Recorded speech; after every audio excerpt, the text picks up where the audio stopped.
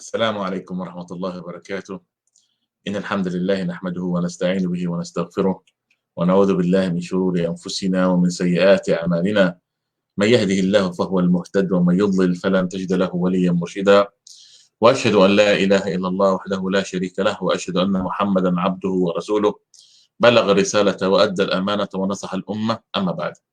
My dear respected brothers and sisters, inshallah we're going to continue our series today with talking about the transformation of the heart. And today we're going to be talking about a very important subject that deals with sicknesses. And not here we're talking about any type of sickness. We're talking about a special type of sickness, a sickness that's sometimes worse than the sickness of the physical sickness that we know about.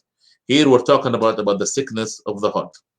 And in the past we talked about what some of the things that was going to make our heart alive, and what some of the things that would make our heart tough. And today we're going to be talking about, my dear brothers, the sickness of the heart, which is one of the reasons that make our heart tough and does not respond to any sort of guidance from Allah subhanahu wa ta'ala. There is one thing unique, my dear brothers, about the sickness of the heart, in which the sickness of the heart can start slowly, and once it occupies the heart, it becomes uncontrollable. No one can control the heart. And subhanallah, my dear brothers and sisters, yani Ibn al-Qayyim, may Allah subhanahu wa ta'ala, he said that there are, yani, each and every organ in our body have a function. يعني سبحان الله, يعني if he said كل عضو من أعضاء البدن خلق لفعل خاص. Each and every organ in our body is made for a special thing. He said فمرض اليد أن يتعذر عليها البطش. He said, for instance, when someone have a sickness in his hand, okay, when someone have a sickness in his hand, what happened? He cannot move his hand.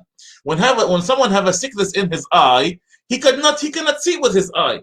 When someone have a sickness in his ears, he cannot hear through his ears.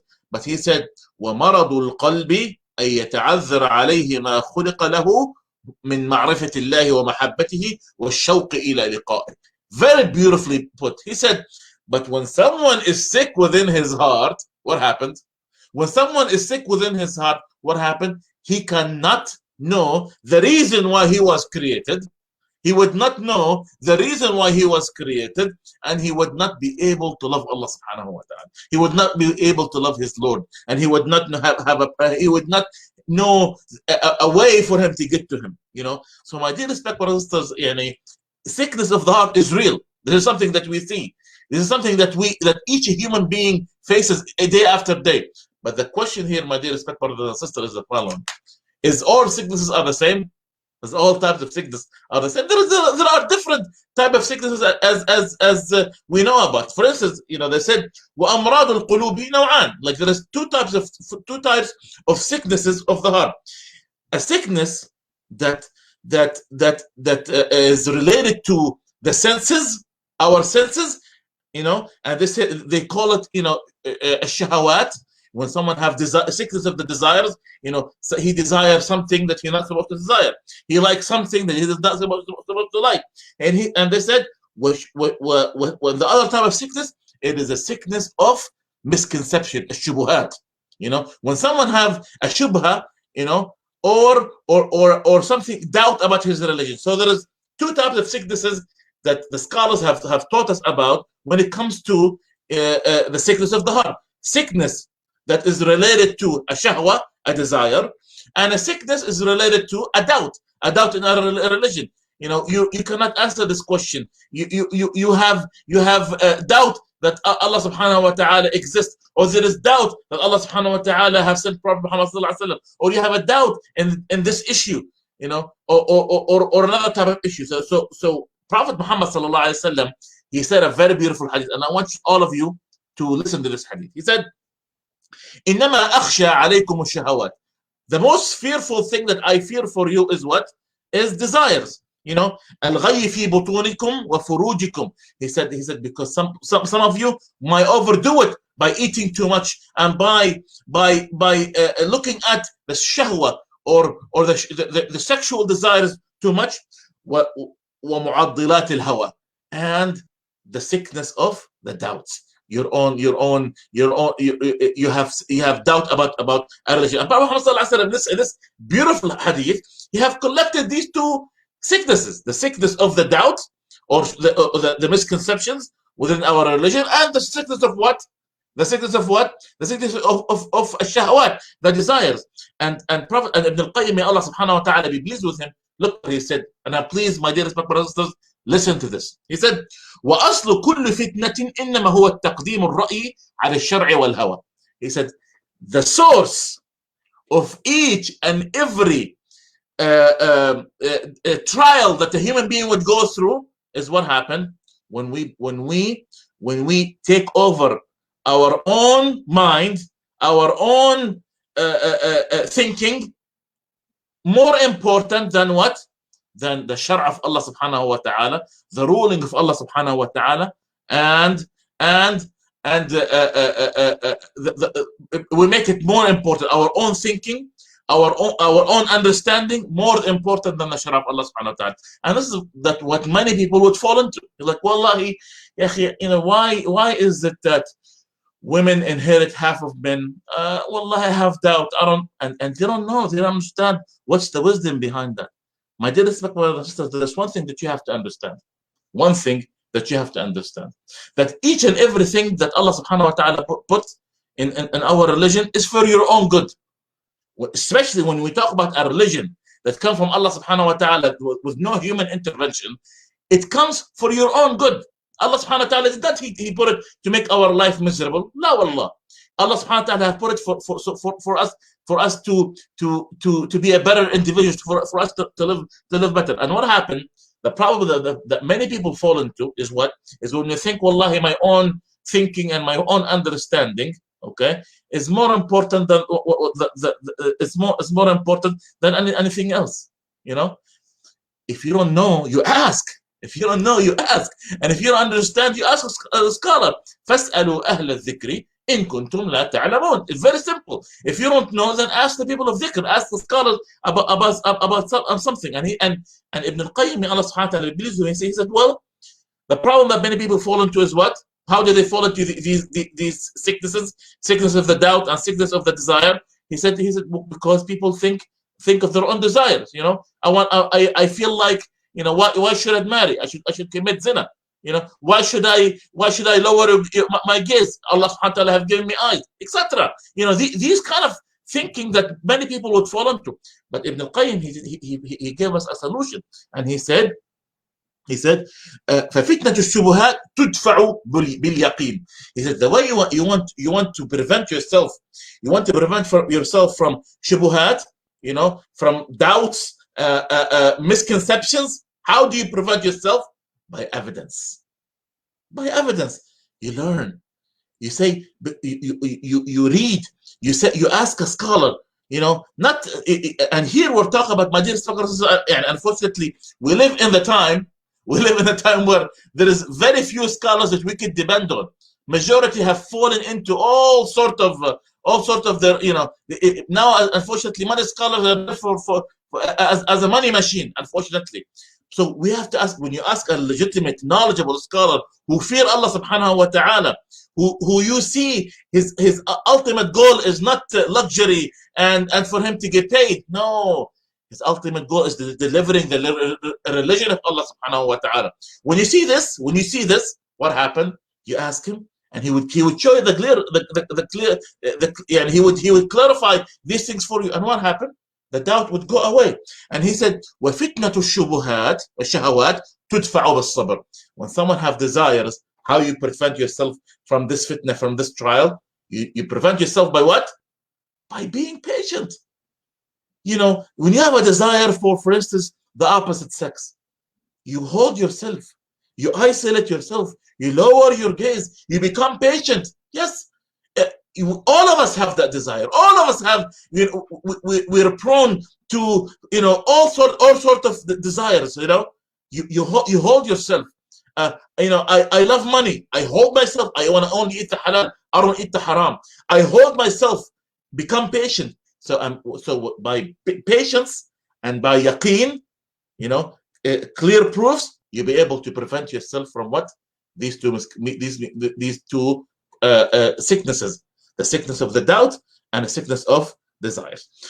My dear respected brothers and sisters, Allah subhanahu wa ta'ala have said this in the Quran. He said, وَجَعَلْنَا مِنْهُمْ أَئِمَّةً يَهْدُونَ بِأَمْرِنَا لَمَّا صَبَرُوا وَكَانُوا بِآيَاتِنَا يُوقِنُونَ. Very beautiful ayah that shows how Allah subhanahu wa ta'ala elevates people, elevates the leaders of this ummah. Why? What did they do? They were patient. When Allah subhanahu wa ta'ala want to choose a leader, the best of the people, the most righteous people, how he makes them, how did they reach that status? They said, Lamma sabaru, they were patient. They were patient when they saw desires, they held themselves, they were patient, and وَكَانُوا بِآيَاتِنَا يُوقِنُونَ, and they have evidences for everything that they have done. They did not go by practicing their religion based on their hawa, based on what they thought it was right. No. Everything was by evidence. Subhanallah. So, my dear respected brothers, so let's go into more details. I want to go with you, my dear respected brothers, into much more details to understand that. How can we understand these give us some examples about these sicknesses. The very first sickness is marad shahawat, the sickness of what? The desires. We have to understand one thing, my dear brothers and sisters. All of us, no one is immune from this sickness. All of us are prone for our own desire. This is an everyday struggle that we go through. Subhanallah, part of Allah subhanahu wa ta'ala has said, زين للناس حب الشهوات من النساء والبنين والقناطير المقنطرة من الذهب والفضة والخيل المسومة والأنعام والحرث ذلك متاع الحياة الدنيا. Part of our own nature that people love women. Men love women, and women love men, and people love having children. People love being rich. People love luxury. People love gold. People love silver. People love valuable things like like horses and cattle. People love these things. That's part of our nature. But that Allah subhanahu wa ta'ala forbid all of this? No, Allah subhanahu wa ta'ala have allowed it. But what? In limitation. Subhanallah, each and every shahwa, it's people think that it tastes beautiful. Oh man, if I have this, I wish if I have that much money. I wish I have these things. People initially the shahwa, people think it tastes good, and indeed initially it tastes good. You see, but what happened? As soon as someone would taste it, he would feel regretful. And he would feel sad, and we would feel bad about it, and that's why that's the attractiveness that many people would fall into. Yeah, it tastes good. Initially, it tastes good, yes, but what happened? As soon as you do it, you feel bad because you know there's something wrong. You feel horrible because you know whatever you have done is not good for you. So subhanallah. Why do you take this step from the beginning? Subhanallah. And one of the most important shahwa that Prophet Muhammad sallallahu alaihi wasallam have warned us against. Listen to this hadith. Prophet Muhammad sallallahu alaihi wasallam, he said, إنما الدنيا خضرة حلوة وإن الله مستخلفكم فيها فينظر كيف تعملون فاتقوا الله في الدنيا. He said, this dunya, this world is beautiful. It's green and beautiful. And Allah subhanahu wa ta'ala have put you in this dunya for a reason. Allah subhanahu wa ta'ala have put us in this dunya for a reason. So he could see what you're going to do. He wants to see what you're going to do. So fear Allah subhanahu wa ta'ala in this dunya. So the number one shahwa that people fall into many times in this world is what? Dunya. The world, the luxuries of this world. People think that we live here forever. People think that one day you're not going to die. Prophet Muhammad sallallahu alaihi wasallam, look at this hadith. He said, Wallahi mal faqru akhsha alaykum. He said, Wallahi, I am not fearful that one day you're going to have poverty, that one day you're going to be poor. No, this is not something that Allah Prophet Muhammad sallallahu alaihi wasallam feared for us. No, what he feared for us, he said, ولكن أخشى أن تبسط عليكم الدنيا. He said, the one thing that I am fearful for you is the fact that one day that you will see the dunya open for you. You will see the dunya open for you. You see all the luxuries of the world. And you would forget about Allah subhanahu wa ta'ala and the rulings and the sunnah and why you were created and everything else. Prophet Muhammad sallallahu alaihi wasallam knows that. Subhanallah. So this is the number one thing that Prophet Muhammad sallallahu alaihi wasallam have warned us against. He said, Al-Hasan al-Basri, may Allah subhanahu wa ta'ala be pleased with him. Look, my dear brothers, here I'm giving you Allah al-Azim, the best of the sayings. Please listen with an open heart. Listen to this. He said, لو لم تكن لنا ذنوب نخاف على أنفسنا منها إلا حب الدنيا لخشينا على أنفسنا. He said, if there is one thing that we should be fearful that we should be fearing, that we should not go into, he said, the love of this dunya, because it is the most horrible thing that somebody would fall into.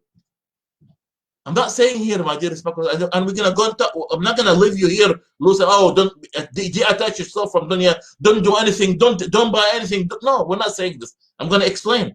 But the point is that many problem would go into, many Muslims would go into, and even non-Muslims, many people would go into, is the fact that the love of this dunya, how much they're attached to this world, and etc.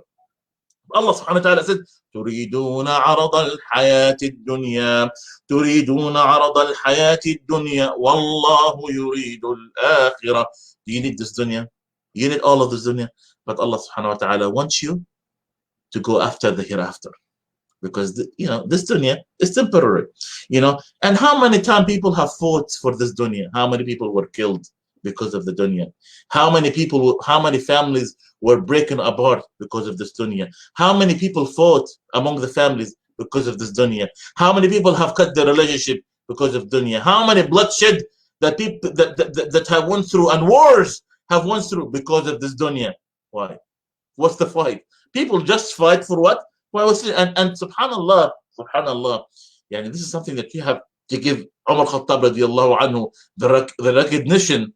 How he know that once the dunya is open to us, we're gonna fall into these things. One time, Umar Khattab radiallahu anhu, when he opened Persia, people brought in front of him the boxes of gold and the boxes of silvers and the boxes of luxuries. And what happened? Umar Khattab, when he saw all of these things, he cried. He cried. So people told him, "Oh leader of the Muslims, are you crying? Is it because of the fact that you're happy that Allah subhanahu wa ta'ala have given us victory and we have opened Persia?" No. Umar Khattab radiallahu anhu, he cried. Why? He said, ما فتح من هذا على قوم إلا سفكوا دماءهم واستحلوا حرمتهم. No one would be open to all of these luxuries. No one would be open to all of these luxuries until what happened? Until people would fight each other. They would kill each other because of because of this world, and they would forget about anything else. Subhanallah. My dear respected brothers, this is very important. My dear respected, this is the problem that many people would go on to. Prophet Muhammad sallallahu alaihi wasallam said, he told us, بادروا بالأعمال فتنا كقطع الليل الظلم. He said, increase your good deeds, because one day you're going to be faced with so many trials. The Muslims he would sleep as a Muslim and he would wake up as a kafir, and he would sleep as a kafir and he would wake up as a Muslim. Subhanallah. This is the time that we are living in. People live their religion like there is no tomorrow. People have, why? Because of dunya, the luxuries of dunya, the love of this dunya. Because I want to be like this individual. He is so rich and she's posting, all these pictures in Facebook and social media. And I wish I have like her house. I wish I have a backyard like hers. I wish I have a beauty as much as she has. I wish I'm a model and people give me all these likes. What after what? Dunya. Nothing more and nothing less, And subhanallah, one of the consequences, and this is something, wallahi, when I read it, it affected me. One of the consequences, my dear respected brothers, is that when someone loves the dunya, what happened? What happened? When someone loves the dunya so much, what's the consequences? Abu Yahya Malik ibn Dinar, he said, he gave us his advice. Listen to this advice, my dear respected brothers and sisters. He said, إن البدن إذا سقم لم ينجح فيه طعام ولا شراب ولا نوم ولا راحة. He said, when a body becomes sick, when the body becomes sick, what happens? He said, he cannot handle food.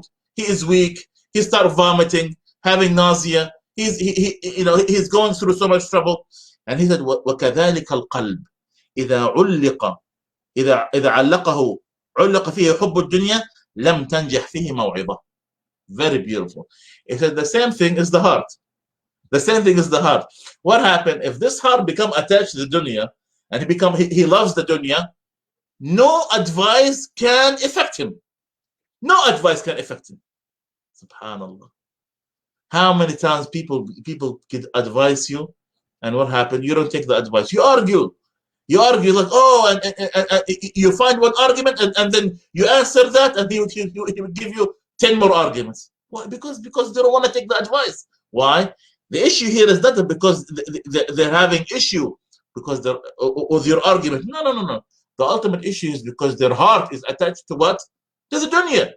They're trying to find another reason they want to justify each and everything for them.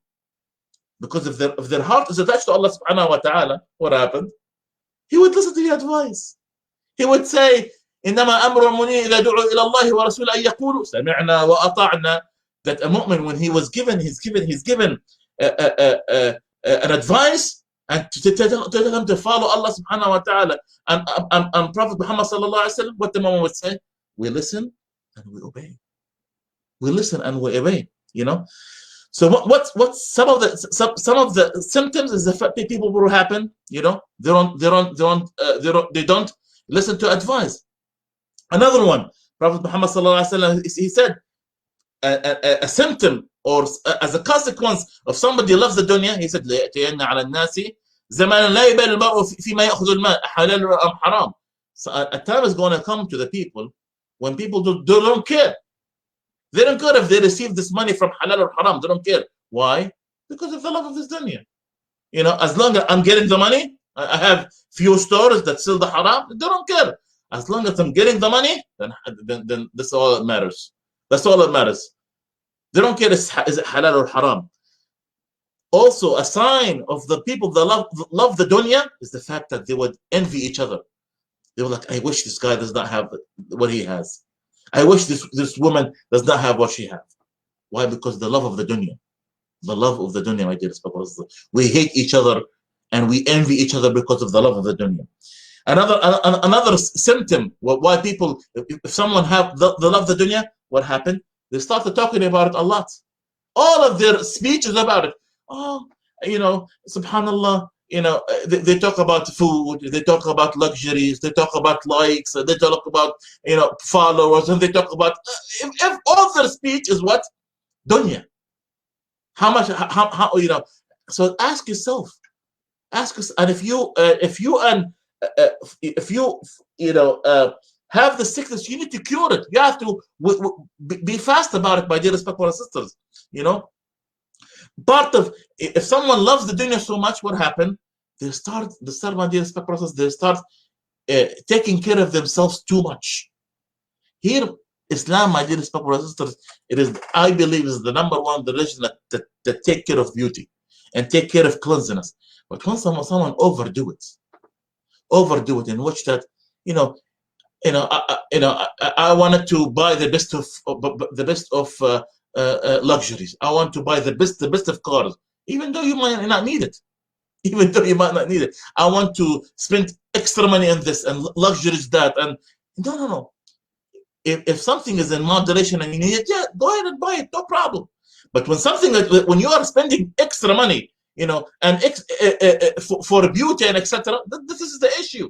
This is the issue, my dear respected brothers and sisters. Prophet Muhammad sallallahu alaihi wasallam, when he sent Mu'adh ibn Jabal, he told them, وَإِيَّاكَ وَالتَّنْعِيمِ فَإِنَّ عِبَادَ اللَّهِ لَيْسُوا بِمُتَنَعِّمِينَ. He said, beware of too much luxury, because the true servants of Allah subhanahu wa ta'ala, they don't have too much luxury. They're not paying so much money into luxury and etc. So my dear respected brothers, this is very, very important. So how could we balance this? How could we, live in this world, and in the same token, don't attach our heart into this dunya. Have the dunya, my dear respected brothers and sisters, in your hand, not in your heart. Yes, be in control. If you want to buy a house, buy a house. If you want to buy a car, buy a car. If you want to buy good furniture, buy good furniture. But in the same token, don't make everything that you does surround these things. Don't spend so much money, thousands and thousands, millions of dollars for this. No, this is not Islam. This is not Islam for you to make israf when you spend so much money into one thing that does not deserve that. If you need something, you need it. Khalas, okay, good. And people sometimes need the distinction between what he needs and what he wants. We want everything, but do I need it? No, that's the question that you need to ask yourself. And Zubair ibn al-Awwam, may Allah subhanahu wa ta'ala be pleased with him, one of the Sahaba of Prophet Muhammad sallallahu alaihi wasallam, he gave us this example. People used to say, and it showed how he balanced these things. He said, when people used to see him at one time, he said, هذا رجل لم يرد الله طرفة عين. At some moments, when people see Zubair ibn al-Awwam, they would think, man, this guy with how much like things he buys for himself, he would think this guy does not need Allah subhanahu wa ta'ala even for a blink of an eye. And sometime he said, وفي أمر آخر هذا رجل لم يرد الدنيا طرفة عين. And another time, people would see him and he would say, this guy does not want the dunya even for a blink of an eye. So he used to balance these things. And that's the trick that many people need to master. You need to balance things out. Don't hate people don't attach yourself to a dunya. Don't hate people for the dunya. Don't talk about the dunya so much. Don't make the dunya occupy all of your thinking. Don't spend so much money and forget about the people who are poor, who are in real need of it. Yes, spend in yourself. Whatever you spend is in your family is considered to be a sadaqah. But also spend on other people who need whatever people need. And that's the balance, my dear respected brothers and sisters. Today, my dear respected brothers, we talked about one important sickness, which is the sickness of the heart. And we said there is two kinds: sickness of shubha, sickness of doubt, and sickness of what? Shahwa, desires.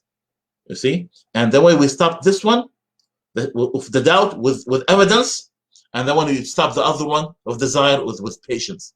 And the number one sickness that many people fall into, as far as shahawat, desires, is the love of this dunya. My dear respected brothers, we're going to end with here. I hope that many of you have benefited from this. Please, I ask for the sake of Allah subhanahu wa ta'ala, is that you would share this video so many people would be able to learn from it. You never know if somebody would be guided because of this. This is something that in the hands of Allah subhanahu wa ta'ala, the least thing that you could do is like and share, so many people would benefit from this. أقول قولي هذا واستغفر الله وجزاكم الله خيرا. I want to see, yeah, alhamdulillah, there is no questions, so I wanted to end with this. جزاكم الله خير والسلام عليكم ورحمة الله وبركاته.